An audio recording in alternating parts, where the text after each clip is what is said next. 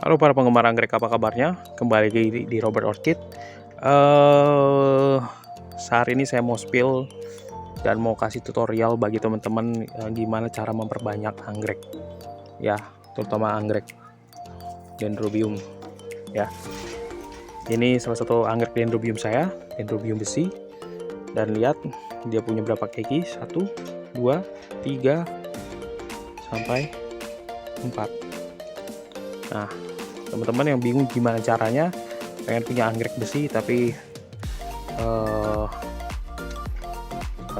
segitu-gitu aja, stagnan, lama gitu ya, bisa pakai cara saya, tapi cara saya cukup ekstrim. Teman-teman harus siap kehilangan anggreknya, tapi kalau teman-teman dengan langkah bener sih biasa sih aman ya. Oke, ini dendrobium besi saya beli sekitar, saya lupa 350 atau 450. Saat itu hanya ini 1 dan 2. Ini karena busuk, nggak sehat, saya kira saya potong. Sisa ini dia dulu ada bunganya, ada daunnya. Dia sempat berbunga. Setelah berbunga, musim kemarau cukup ekstrim, panas, terus ya dia tumbuh 1 keki. Karena seperti saya melihat sih arahnya mau ke stres ya, itu akhirnya saya potong. Ini tumbuh 1 keki dan dia cukup besar dan bertumbuh. Ternyata pertumbuhannya nggak maksimal, pertumbuhannya sudah tutup daun, nggak maksimal menurut saya. So gimana caranya biar dia tetap survive, dia tetap jadi banyak, jadi sebuah rumpun? Ya, saya harus melakukan satu tindakan yang ekstrim. Itu saya lakukan adalah potong. Ya, saya potong di sini. Tuh, teman-teman lihat. Ini adalah ya bagian ini. Ini tuh adalah salah satu bagian dari sini. Tuh ya. Ini bagian dari sini, tapi saya potong. Saya potong biar tumbuh anakan banyak, lalu saya akan pelihara dia dengan maksimal. Yang pertama teman-teman harus lakukan ketika potong adalah pastikan yang ini tuh akarnya sudah gondrong. Ini saat saya potong ini akarnya gondrong, akarnya sangat menyatu. Akhirnya saya potong. Tuh. Setelah potong saya biarkan saya biarkan musim kemarau, saya biarkan dia tumbuh, saya tetap rawat dia dan akhirnya tumbuh anakan. Butuh berapa lama? Butuh cukup lama, sekitar 3 sampai 4 bulan ya. 3 sampai 4 bulan baru tumbuh akan seperti ini. Dan ketika potong pastikan alat potongnya steril. Lalu saya nggak pakai fungisida, saya nggak pakai macam-macam, cukup pakai alkohol. Ketika dipotong itu besinya saya kasih alkohol terlebih dahulu. Setelah terbilah alkohol, baru nanti anggrek yang sini bekas potongnya saya potong itu, terusnya saya kasih alkohol, saya semprot alkohol. Udah, hanya itu aja. Saya nggak terlalu banyak pakai fungisida atau macam-macam.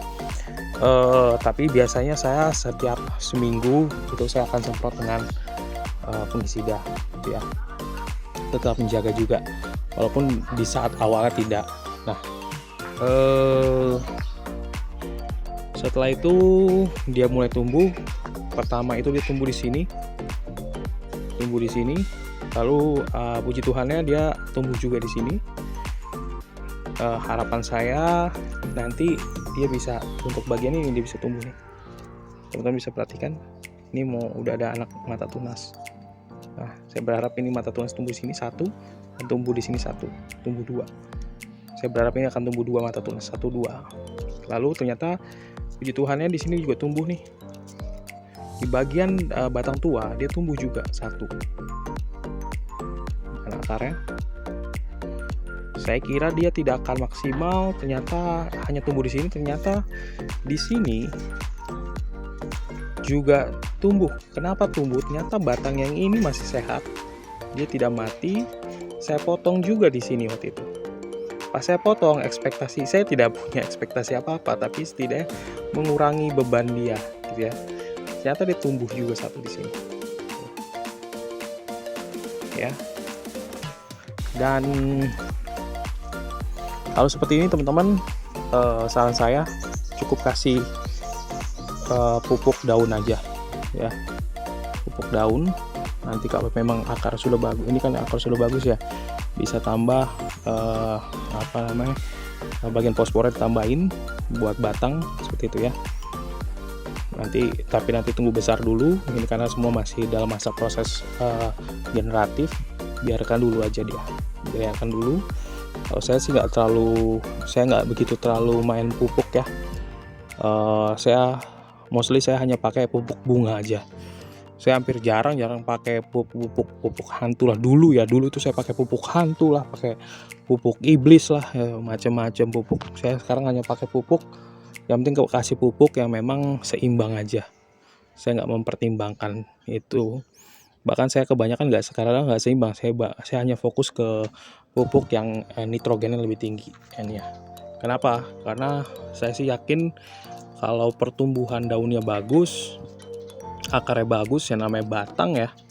Batang itu dengan sendirinya dia akan, batang dan akar dengan sendirinya mereka akan berkembang secara maksimal.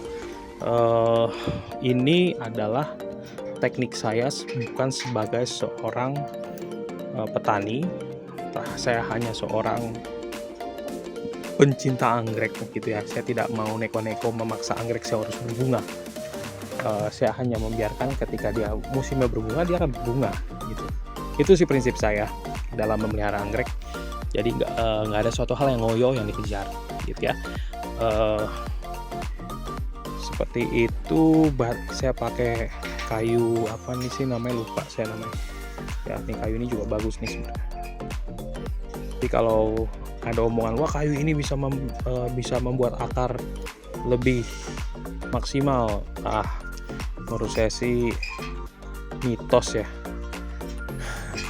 Menurut saya sih mitos, karena yang bisa menyebabkan akar sehat itu bukan kayunya sih menurut saya ya.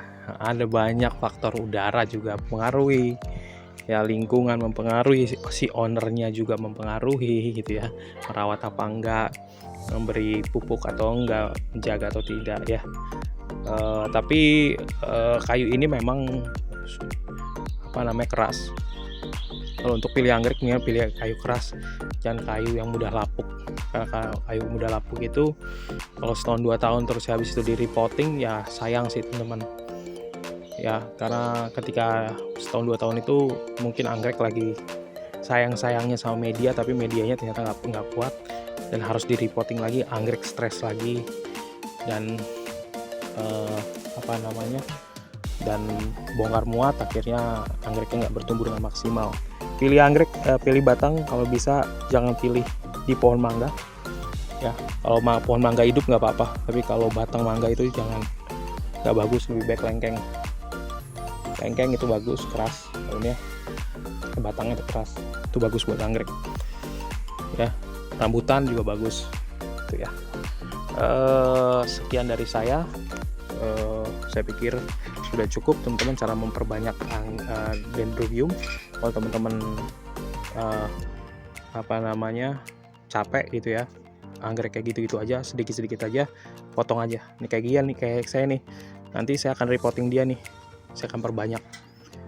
Setelah dari sini dia akan muncul sini, nanti saya berharap ini muncul lagi nih, tuh udah ada mata tunasnya akan muncul tuh. Ini saya akan paksa dia untuk beranak lagi.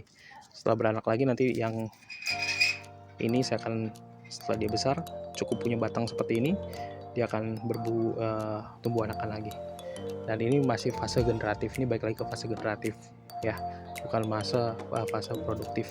Artinya tidak perlu dikasih pupuk buat batang atau bunga gitu. Oke, sekian dari saya, cukup. Terima kasih teman-teman, semoga semua bermanfaat. Kalau teman-teman suka silahkan like, comment, dan subscribe. Jangan pernah lupa berbagi ilmu, jangan pelit ilmu, karena apa yang kamu tabur itu yang akan kamu tuai. Tetap positif, tetap berkreasi. Dari saya Robert Orchid, thank you, bye bye.